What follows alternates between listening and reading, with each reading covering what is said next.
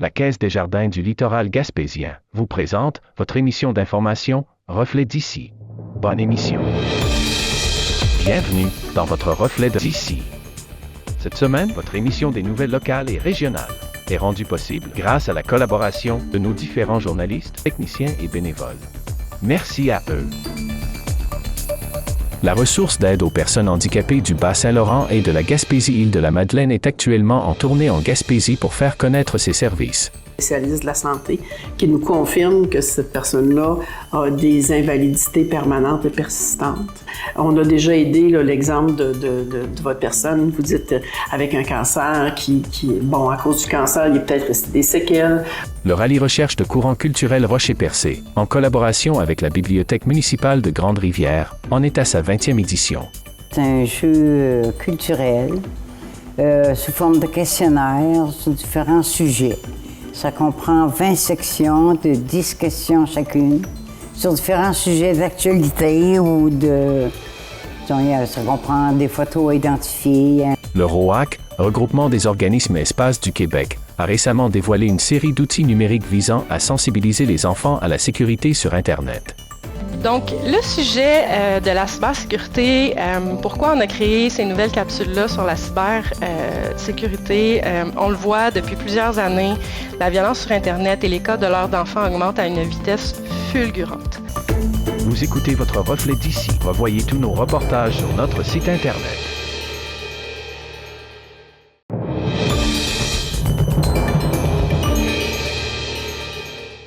La ressource d'aide aux personnes handicapées du Bas-Saint-Laurent et de la Gaspésie et de la Madeleine va commencer sa campagne d'automne prochainement. Et pour nous en parler, ainsi que du Téléradioton qui s'en vient, je suis en compagnie de Thérèse Sirois, directrice générale, et Carole Pitre, présidente de la ressource. Bonjour à vous deux. Bonjour. Vous allez bien? Très bien, merci. Vous aussi? Oui, merci. Donc, la ressource, comme le nom dit, c'est pour aider les personnes handicapées. C'est quoi sa mission?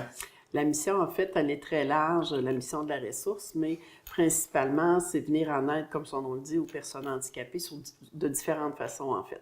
Que ce soit par de l'aide financière pour de l'achat d'équipements spécialisés, quand c'est recommandé par le réseau de la santé, mais que le réseau n'a pas de programme ou ne peut pas en totalité donner le coup de main nécessaire financièrement aux personnes. Ensuite, on offre du répit aux familles, des camps de vacances aux familles également. Il y a différents services qui ont été mis sur pied au fil des années dans les autres secteurs qu'on veut implanter là, dans le futur ici en Gaspésie. La ressource compte tout près de 1000 membres partout sur le grand territoire qu'on couvre. Donc, puis principalement, je vous dirais que la majorité de nos membres sont ici en Gaspésie. Vous parlez d'achat d'équipements. Peut-être me donner un exemple. Quel genre d'équipement que des fois vous pouvez justement avoir, que vos membres peuvent avoir besoin que vous allez... Oui, certainement.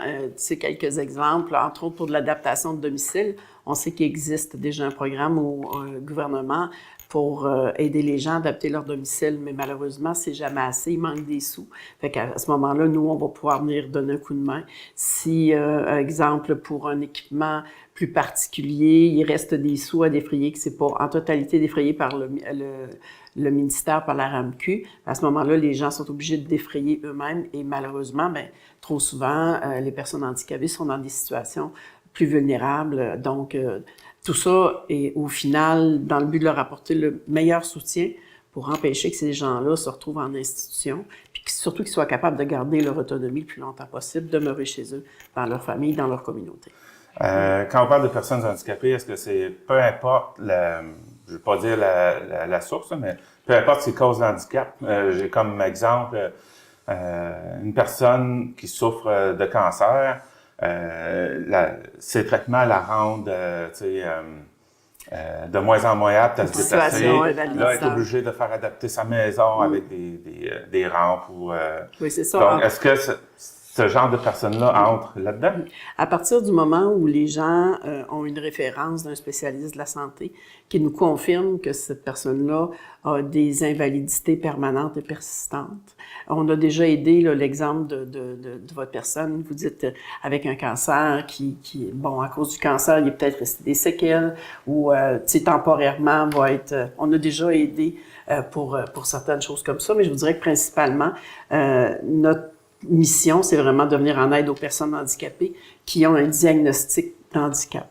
Fait que ce soit de la naissance jusqu'au tombeau, si on veut, mais vraiment, puis toutes les formes de handicap. Donc, il n'y a pas une sorte en particulier, mais on va toujours essayer de venir aider les personnes là, du mieux qu'on peut, même si parfois, c'est une situation temporaire. La ressource, c'est notre mission d'essayer le plus possible de soutenir les gens.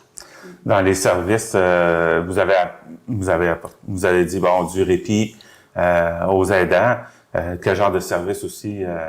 En fait, vous voyez, quand je disais tout à l'heure, il y a des services qui se font présentement dans le Bas-Saint-Laurent qu'on veut amener ici en Gaspésie. Pour ça prend le financement, ça prend des sous, ça prend la volonté aussi là, du milieu, c'est bien certain. Mais entre autres, le répit sous forme de baluchon, si vous voulez, qui est un service qui permet aux familles où il y a une personne lourdement handicapée et qui est difficilement sortable de son domicile, qu'il n'y a pas d'endroit là que si on le sort, il se désorganise ou quelque chose comme ça. Mais cette forme de répit-là permet à quelqu'un de venir à domicile, de donner un break, si on veut, à la famille, qui puisse aller se reposer, se ressourcer, puis il y a quelqu'un qui prend en charge la maisonnée, la personne handicapée et tout ça. On a un autre service qui est le service de surveillance avant les cours dans une école polyvalente, avant que les cours commencent le matin, puis quand ils finissent le soir pour les parents qui travaillent. Donc, c'est vraiment là, c'est souvent, ces services-là ont été mis en place à la demande de la communauté, à la demande des gens, des familles qui ont des besoins plus particuliers. Fait que c'est vraiment ce qu'on fait d'une demande à l'autre, je vous dirais, on prend le temps de l'analyser, de voir qu'est-ce qu'est la demande, puis de se servir de notre gros bon sens aussi, parce qu'on est l'organisme communautaire, c'est sûr qu'on est toujours le dernier payeur. On y va avec les budgets qu'on a. Mais on tente, autant que faire se peut, d'aider les familles, de soutenir les gens.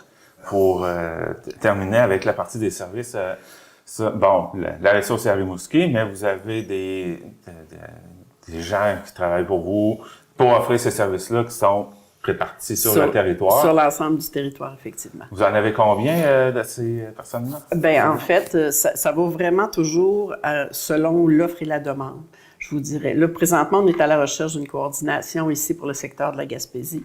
Fait qu'à partir du moment où on implante un service, on s'assure que les gens sont en place pour rendre le service. Là, pour le moment, on peut pas l'amener ici, comme je le disais tout à l'heure, faut l'amener faut avoir les moyens de l'amener, il faut avoir les sous pour l'amener. On a des démarches à faire auprès du CI3S puis des subventionneurs gouvernementaux pour venir soutenir la ressource dans ce genre de projet-là ou de programme-là. Mais à partir du moment où le service est mis en place, là, à ce moment-là, on procède à l'embauche, on met les gens en place, on met une équipe en place pour que le service soit assuré. Mais pour les services aux membres actuellement, on dessert là, à partir du bureau de Rimouski. Fait que tous les membres du secteur, que ce soit dans le Bas-Saint-Laurent ou de la Gaspésie, les demandes là, sont centralisées à Rimouski et on répond là, aux besoins pour tout le monde. Là. On demande à Rimouski et là, on va voir si les services sont disponibles. En tout cas, le service qu'on a besoin. Oui, exactement. Puis, ce qui est particulier, c'est que même si pour le moment, le service aux membres est traité au bureau régional, mais les demandes sont plus grandes en Gaspésie qu'au Bas-Saint-Laurent. On a plus de demandes, plus de membres qui nous proviennent de la Gaspésie que dans le Bas-Saint-Laurent. Fait qu'on est content de ça parce que même si régionalement, le bureau régional est à Rimouski, mais les services sont pas moindres pour la Gaspésie. On est capable de répondre là, aux besoins des gens pareils. Vous êtes à Rimouski, mais vous êtes de passage par ici. Dans le fond, vous êtes en tournée de promotion? Oui, en tournée de promotion, c'est sûr qu'on veut faire connaître la ressource aux gens de la Gaspésie encore plus, les gens qui ont des besoins, puis même les gens qui en ont pas. Parfois, il y a comme de l'information ces personnes-là ont besoin. On a nos campagnes de financement qui approchent également. Là, on a différentes campagnes de financement qui s'en viennent, dont Téléradioton en janvier, et pour laquelle votre télévision collabore depuis les tout débuts.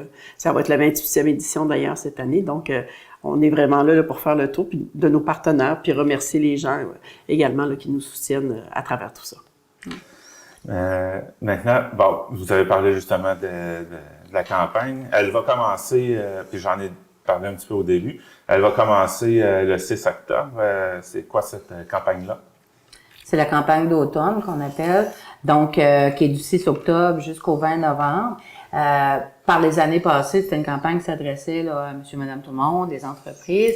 Cette année, on y va vraiment, là, on cible les entreprises qui vont être là, sollicitées pour participer à cette campagne-là pour que, justement, tous nos donateurs, monsieur, madame, tout le monde, soient orientés plus vers le téléréseauton qui se passe en janvier.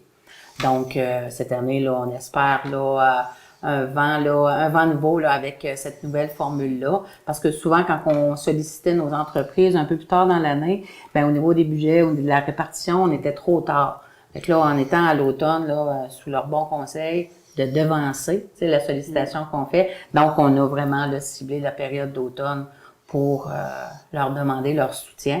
Parce que, comme depuis tantôt, on parle de nos services, mais ces services-là, c'est vraiment avec l'argent qu'on amasse tout au long de l'année, dans le cadre de nos différentes campagnes de financement.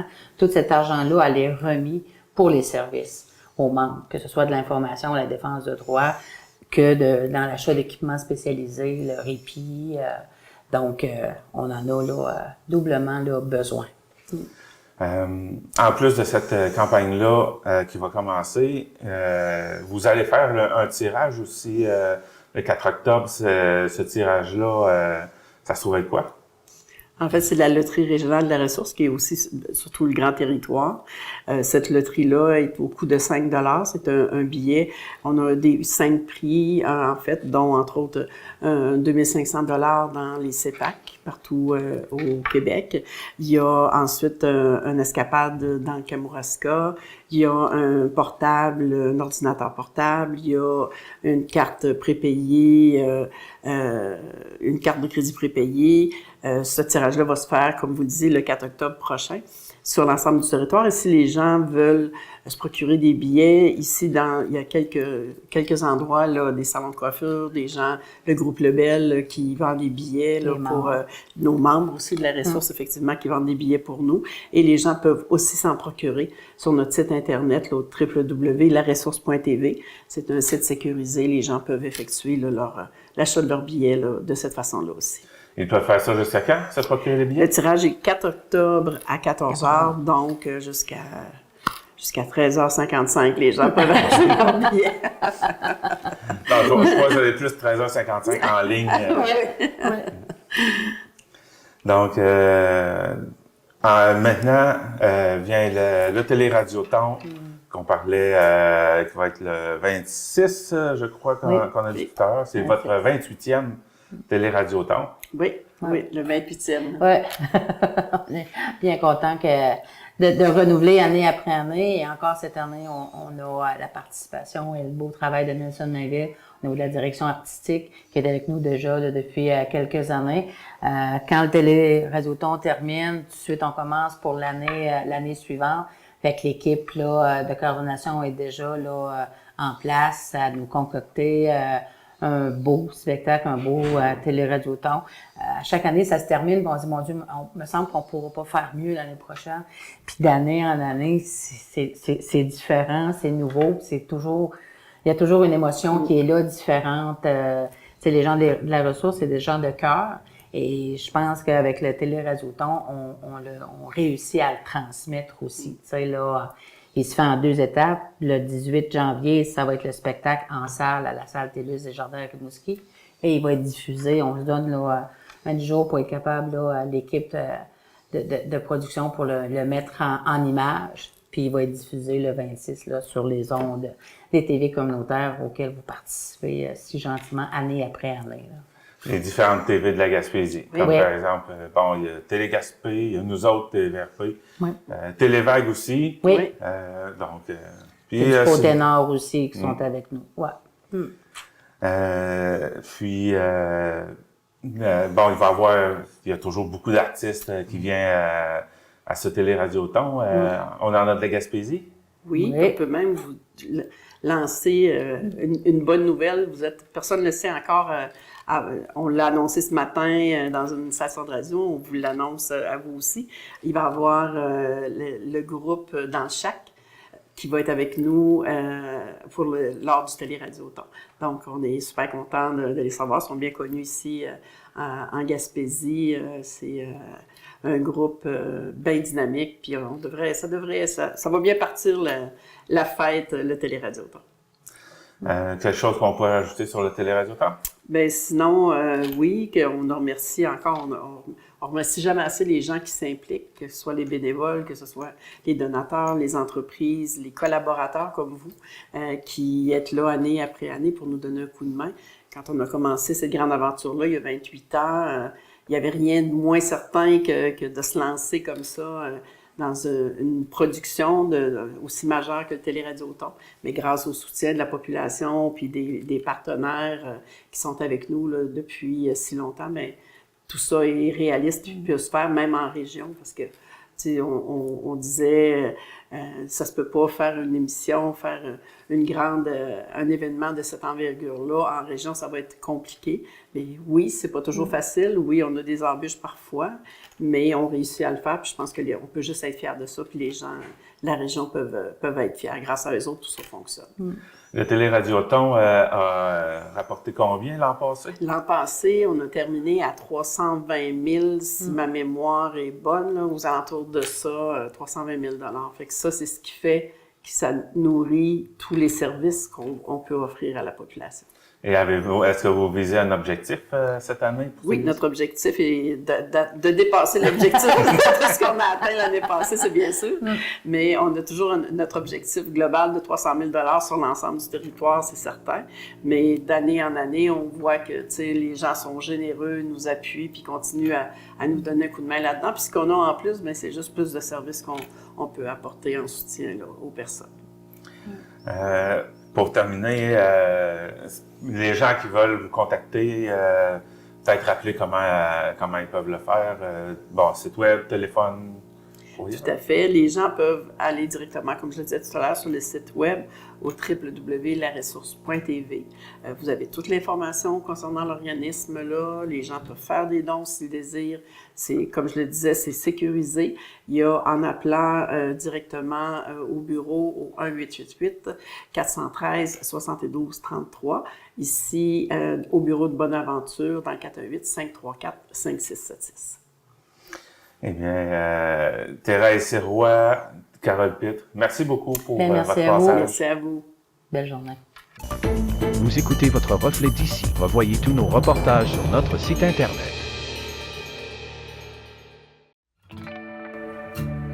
Les jardins fleuris de Cap-d'Espoir et Pabeau, l'endroit idéal pour découvrir l'univers des fleurs et du potager. Engrais de toutes sortes disponibles, contenant et tout le nécessaire pour réussir sa récolte ou son aménagement paysager. Découvrez notre nouveau site internet, lesjardinsfleuris.ca, et visitez notre page Facebook pour connaître nos heures et jours d'ouverture. La qualité, la variété, les conseils judicieux, c'est au 1416 route 132 Cap-d'Espoir et au 14 route Hamilton-Pabeau que vous trouverez satisfaction.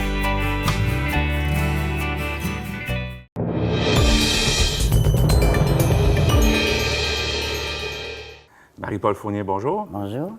Donc, le rallye recherche de courant culturel commence bientôt. On en est déjà rendu à la 20e édition. Oui. Pour faire un rappel, qu'est-ce que c'est un rallye recherche? Un rallye recherche, c'est un jeu culturel sous forme de questionnaire sur différents sujets. Ça comprend 20 sections de 10 questions chacune sur différents sujets d'actualité ou de... Ça comprend des photos à identifier, un entrecroisé, Il y a une section sur la Gaspésie, il y en a une sur les sports, il y en a une sur le ciel, il y en a une sur les plantes, les animaux. C'est varié. C'est quoi l'intérêt des rallyes recherche? C'est des gens qui aiment chercher dans des livres. Il se fait la plupart du temps assez bien sur Internet, mais il y a beaucoup de sections que ça prend des références dans les livres. Ça prend des gens qui aiment les bibliothèques, disons, aucune bonne bibliothèque à la maison. Étant donné que, bon, c'est de la recherche, justement, j'imagine que en même temps, pour les gens qui font ça, ben, c'est une occasion d'apprendre probablement beaucoup de choses aussi. Oui, la plupart des gens, ce sont des gens retraités. Qui, ça donne à ça. On le fait l'automne parce que la plupart des hommes partent pour la chasse. Fait qu'on le fait du 25 septembre au 15 janvier cette année. On prolonge parce qu'on est en retard de 2 semaines. OK. Sinon, il serait... Normalement, on remettait vers le 8 décembre. Mais pour la correction, dans le temps des fêtes, je trouvais ça onéreux. Ça fait cette année, on le part le 25 septembre jusqu'au 15 janvier. Et est-ce qu'il y a des prix rattachés à ça, dans le sens où oui.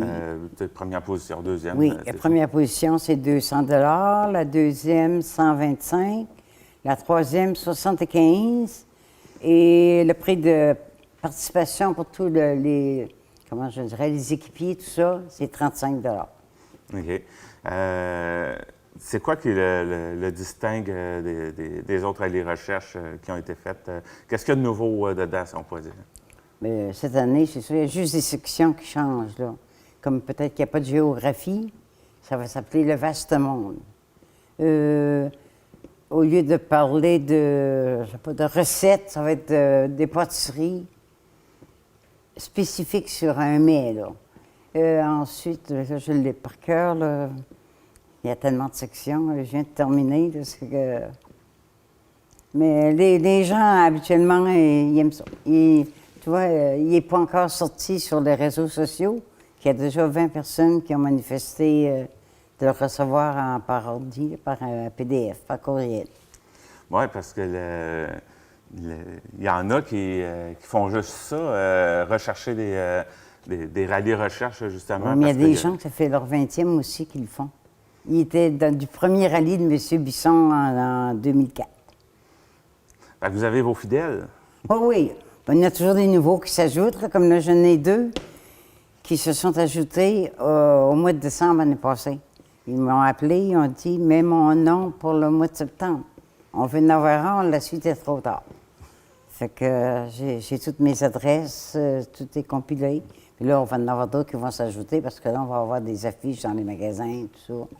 Puis on va l'ouvrir, disons, plus sur la page Facebook aussi. On l'a envoyé pour le mettre à la télévision communautaire. Puis il va paraître sur la page Facebook de Courant culturel. Fait que moi, je le fais, mais je suis membre de Courant culturel, mais je vais le faire en tant que bénévole, moi, là. D'ailleurs, ce rallye recherche-ci, vous êtes toute seule pour vous en occuper cette année? Moi, je l'ai rédigé seul. Disons, j'ai de la collaboration pour le numériser puis le mettre, pour le mettre prêt à envoyer par courriel. C'est Julie, la directrice du Courant culturel, qui fait la finalité, là. Moi, je suis rédactrice et... recherchiste aussi. Recherchiste, et je m'occupe de répondre aux gens s'ils ont des interrogations, qui demandent s'il n'y a pas une erreur dans une date, quelque chose. Ils ne s'adressent pas à Julie, ils s'adressent à moi. OK. Est-ce que ça se peut que ce soit le dernier rallye recherche? Moi, probablement. Ça se peut que ce soit mon dernier, parce que c'est tellement de recherche, je ne fais pas ça dans 2 semaines. Là. Ça peut vous prendre combien de temps? Bien, ça dépend. Quand les choix des thèmes est fait, ça dépend. Comme sur la Gaspésie, il y a de la recherche dans la revue Gaspésie, dans les livres sur la Gaspésie. Parce que quand tu prépares un rallye, tu as ta feuille question, tu as ta feuille réponse. Disons que j'ai trouvé une réponse dans la revue Gaspésie du mois de décembre l'année passée. Bien, si c'est ma question 1, corrigé, c'est marqué revue Gaspésie, décembre 2023, telle page.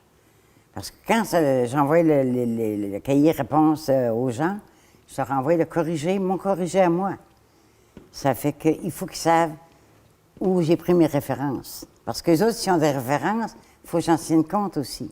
Parce que dépendamment des livres, il peut y avoir une erreur de date, changement de date. Ça dépend qui a écrit le livre, là. Des fois, il y a des erreurs de frappe, en tout cas. Mais c'est un travail de long. Donc, il doit y avoir une centaine d'heures là, pour préparer. Quand même. Oh oui, juste question, écrire ta question 1, réponse 1, question 2. Tu fais ça 10 fois de même pour chaque chapitre. Puis, me dire, quand ta vue baisse un peu, ben tu fais pas 5 sections dans une journée. Je fais ça, disons, des journées de pluie ou de tempête, là, en tout cas. Dans le fond, tu as les thèmes, les questions, j'imagine, tu vas regarder. Bon, j'ai un thème sur la Gaspésie. C'est quoi? Tu regardes un peu la documentation, tout ça, puis il y a cette question-là que je pourrais amener. Oui, je lis des textes sur la Gaspésie, parce que des fois, c'est pas juste dans un petit encart, là. Il y a des fois que c'est dans un grand texte qu'il faut que je formule la question à partir de ce que l'auteur a mis. Oui, donc dans le fond, vous, en tant que rédactrice, vous recherchez les questions que vous allez poser. Je cherche même plus que les rallyes-chercheurs, rallyes-chercheuses. pour être à jour, là, tu sais, en tout cas, c'est plaisant. C'est un beau passe-temps. Donc, pour le prochain rallye recherche, au moins, s'il y en a qui sont intéressés à prendre la relève, ils sont les bienvenus, là.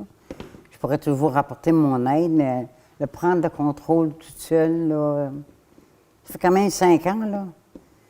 Je ne suis pas M. Bisson. M. Bisson, c'est un prof d'histoire, donc il avait beaucoup de matériel à lui.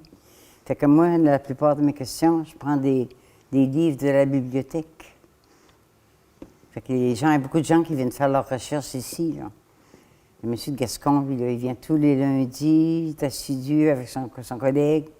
Ils viennent, ils cherchent dans les livres, ils ne savent pas quel livre. Moi, je ne donne pas la nomenclature des livres. C'est vraiment un rallye recherche. C'est ça. Il faut que le monde cherche, il ne faut pas leur faciliter la tâche non plus. J'ai déjà vu des rallyes à des endroits, et les livres étaient sur la table. Tu n'avais pas le droit de les apporter chez vous, mais tu avais juste à chercher. Et moi, ici, il faut que tu cherches dans les rayons. Dans quel livre Marie-Paul a pris des questions?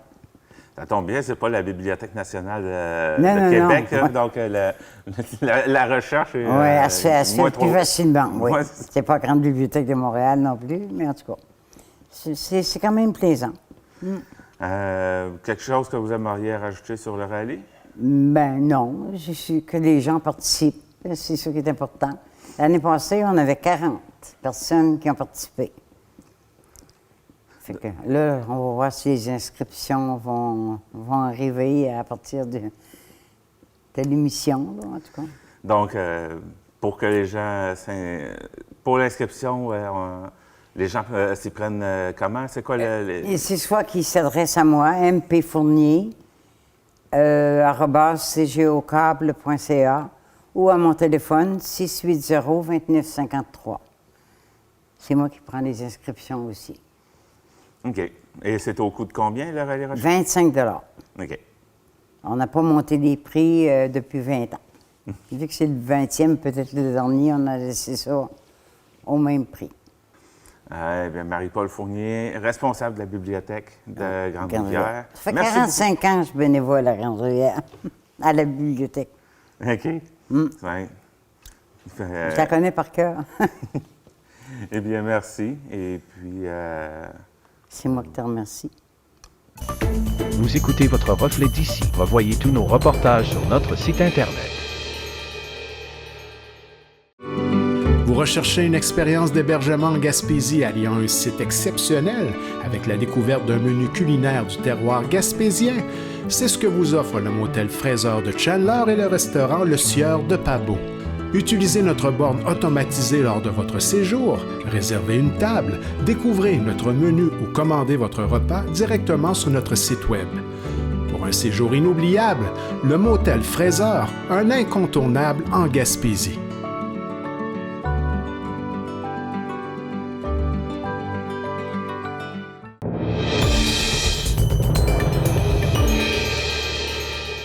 Le regroupement des organismes Espace du Québec a récemment dévoilé une série d'outils numériques visant à sensibiliser les enfants à la sécurité sur Internet. Lors d'une conférence en direct sur Facebook, de nouveaux contenus ont été présentés, dont le clip Tu bip.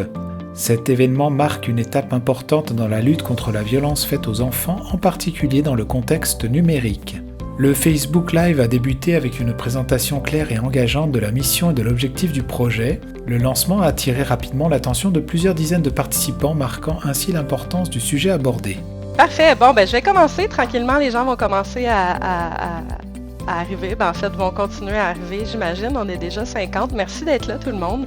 Et bienvenue à ce lancement. Aujourd'hui, on est vraiment, vraiment excités. Je parle au nom du comité de travail qui a travaillé sur le projet, au nom du regroupement, au nom des membres, au nom de tout le monde. On avait vraiment hâte de lancer ces nouveaux outils-là aujourd'hui.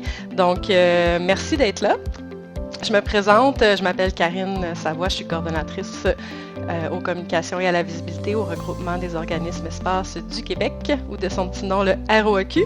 Karine Savoie, coordonnatrice des communications, explique que le regroupement des organismes Espace travaille depuis des années sur des solutions de prévention contre la violence faite aux enfants. Cette présentation a mis en lumière l'importance de sensibiliser les plus jeunes à travers des outils numériques adaptés à leur quotidien. En effet, depuis plus de 35 ans, le regroupement des organismes Espace du Québec intervient dans les écoles et services de garde pour prévenir toutes les formes de violence à l'encontre des enfants. La mission est d'offrir aux enfants un environnement sécurisé tout en les sensibilisant aux dangers auxquels ils peuvent être confrontés.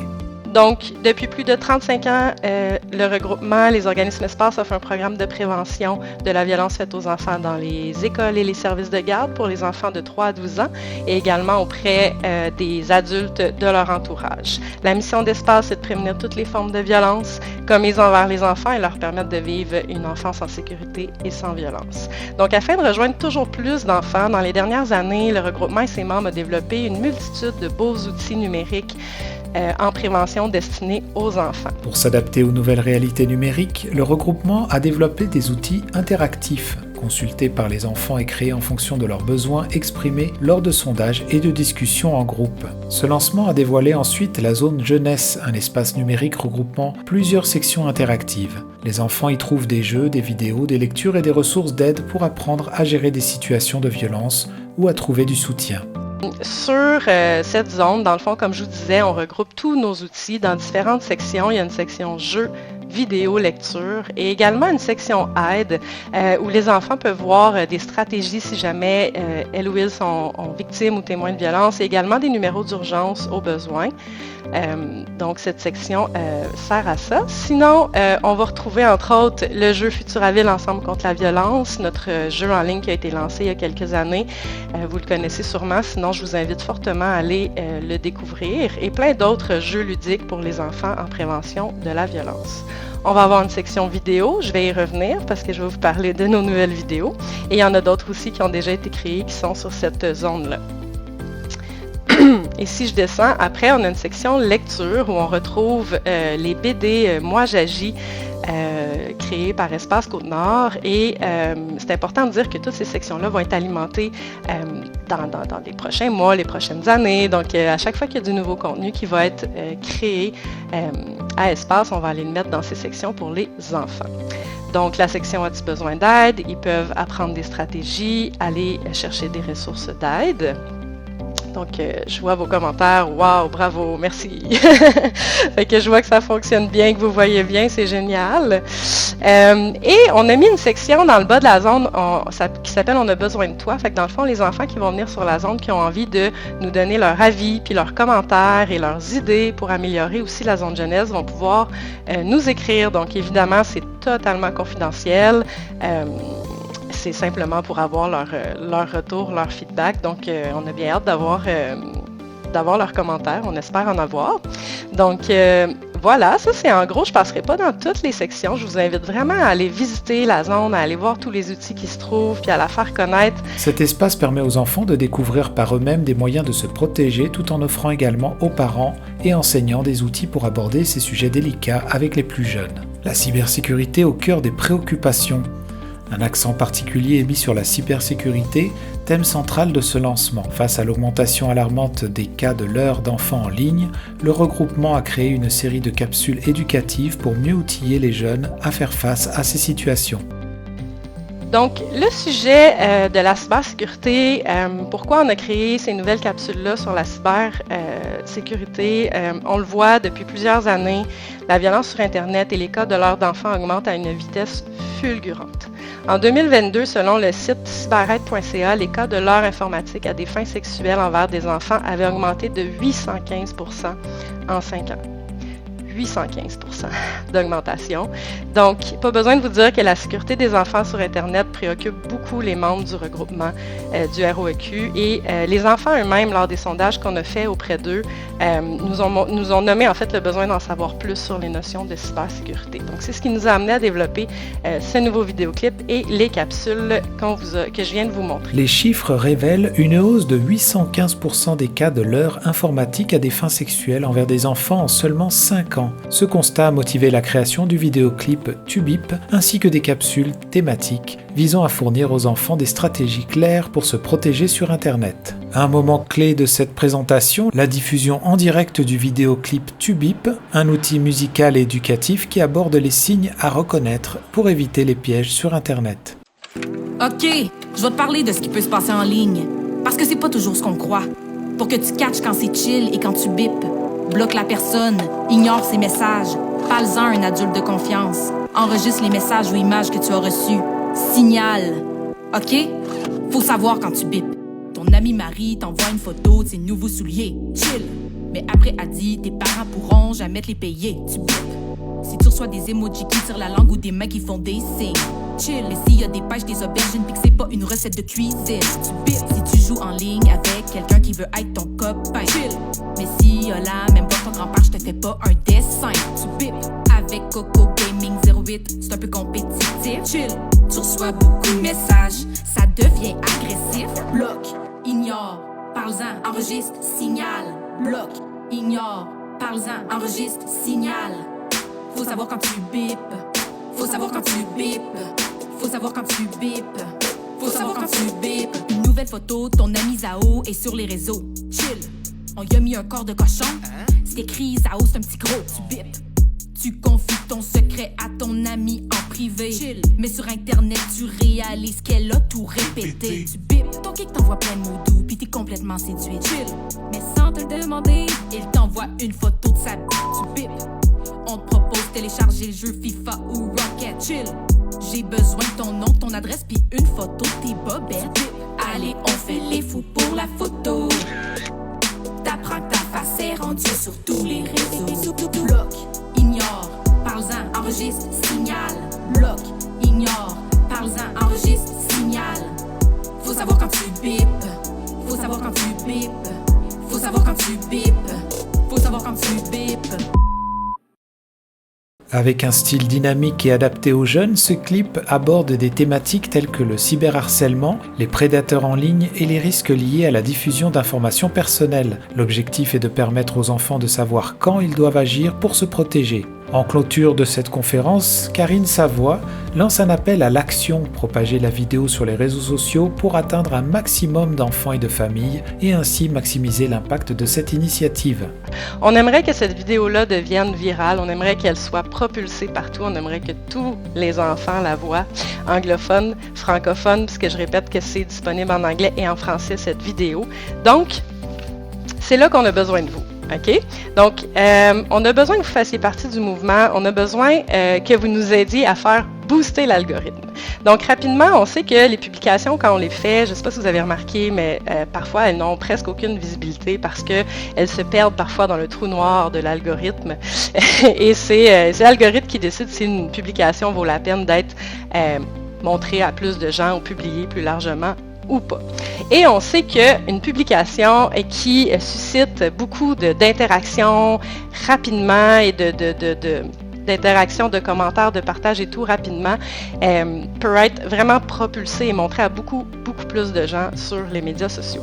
Donc, vous l'avez peut-être vu, On a, pendant qu'on se parlait, il y a une publication qui est partie sur la page Facebook du regroupement des organismes espaces du Québec. Donc, sur la page Facebook du regroupement, si vous êtes capable en même temps que le live, je vous invite à aller voir cette publication-là qui est sur la page du regroupement et à aller faire 3 actions simples. Liker la publication, mettre un commentaire sur la publication et la partager dans vos réseaux sociaux. Je vous invite à faire ça maintenant. L'idée est de booster l'algorithme en générant un maximum d'interactions sur les publications liées à TubeBip pour que celles-ci soient vues par un plus grand nombre de personnes, favorisant ainsi une large diffusion de cet outil de prévention. Le lancement de TubeBip et des autres outils du regroupement des organismes Espaces du Québec représente une avancée importante dans la prévention de la violence en ligne. En encourageant les enfants et les adultes à utiliser ces ressources, le regroupement espère offrir à tous les moyens de se protéger dans un environnement numérique de plus en plus complexe. Ensemble, la prévention devient un enjeu de société essentiel pour garantir la sécurité des enfants. Vous écoutez votre reflet d'ici. Revoyez tous nos reportages sur notre site Internet. La Caisse des Jardins du littoral gaspésien, point de service de Grande-Rivière, Cap-d'Espoir, Sainte-Thérèse et Percé, les spécialistes en services financiers.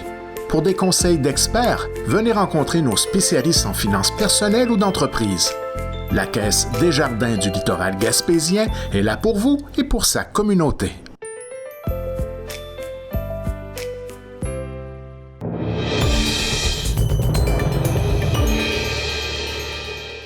Le ministère des Ressources naturelles et des Forêts a recensé 388 camps illégaux sur les terres publiques gaspésiennes au 31 mars, principalement dans la MRC de la Haute-Gaspésie, 151 camps. Durant la dernière année financière, 122 avis de prise de possession ont été émis, menant à 85 libérations volontaires, 19 brûlages et 28 démantèlements. Ces chiffres montrent une augmentation par rapport à l'année précédente, où il y avait 22 brûlages, 2 démantèlements et 60 libérations sur 86 avis. Les données de l'exercice en cours ne sont pas encore disponibles.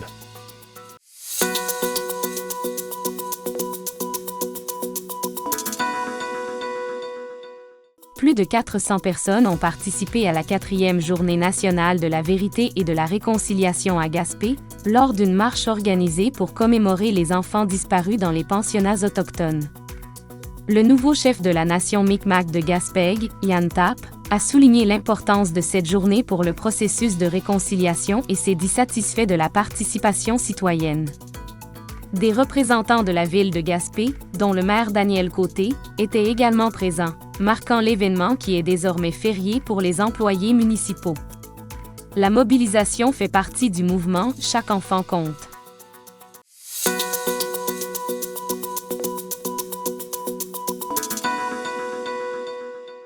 Ian Tapp a été désigné nouveau chef de la nation Micmac de Gaspé après une impasse électorale persistante. Lors du scrutin du 8 septembre, Marc Sinet a initialement remporté par une voix, mais 3 recomptages ont abouti à une égalité 143 à 143. Le code électoral prévoit un tirage au sort en cas d'égalité, que les candidats contestaient comme antidémocratique. Marc Sinet poursuit sa contestation, tandis que Ian Tapp, désormais chef, a exprimé son engagement envers la nation dans une lettre. Il souhaite garantir un processus électoral plus transparent à l'avenir, tout en respectant le code actuel.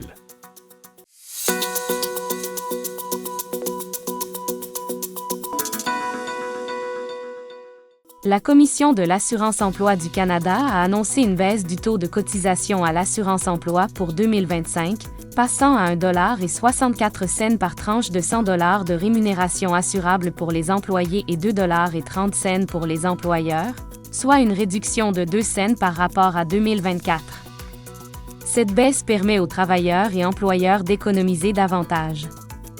Le ministre de l'Emploi, Randy Boissonneau, a souligné que le Canada a enregistré une croissance économique remarquable, avec un PIB en hausse de 2,1 % au deuxième trimestre 2024, et devrait être en tête du G7 en 2025 selon le FMI.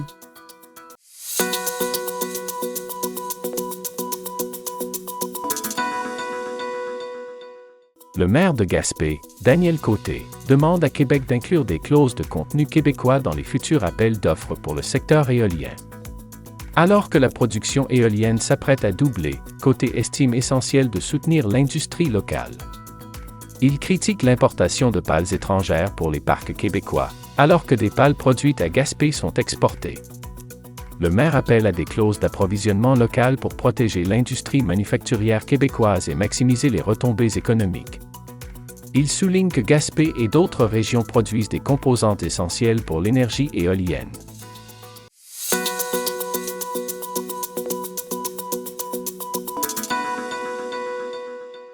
Le préfet de la MRC de la Côte de Gaspé, Daniel Côté, réclame que les municipalités accueillant des projets miniers bénéficient davantage des retombées économiques. Lors des consultations sur le projet de loi 63, l'Union des municipalités du Québec a soutenu cette demande, soulignant que les redevances actuelles vont principalement au gouvernement provincial. Côté souligne que les communautés locales ne reçoivent qu'une part minime de ces fonds, citant le projet d'Osisco à Murdochville comme exemple. Il insiste également sur la nécessité de protéger les terres privées des activités minières. Vous écoutez votre reflet d'ici. Revoyez tous nos reportages sur notre site Internet. Marché Richelieu de Cap-d'Espoir, l'endroit où faire son épicerie devient un plaisir à découvrir et à partager. Venez déguster nos produits du terroir gaspésien et nos spécialités cuisinées ici même, la cuisine de notre chef Nicolas. Que ce soit pour le prêt-à-manger ou un dessert fait maison, pour des produits frais, de la bonne bière gaspésienne ou simplement pour le plein d'essence, rendez-vous au marché Nicolas de Cap-d'Espoir. Vous écoutez votre reflet d'ici. Revoyez tous nos reportages sur notre site Internet.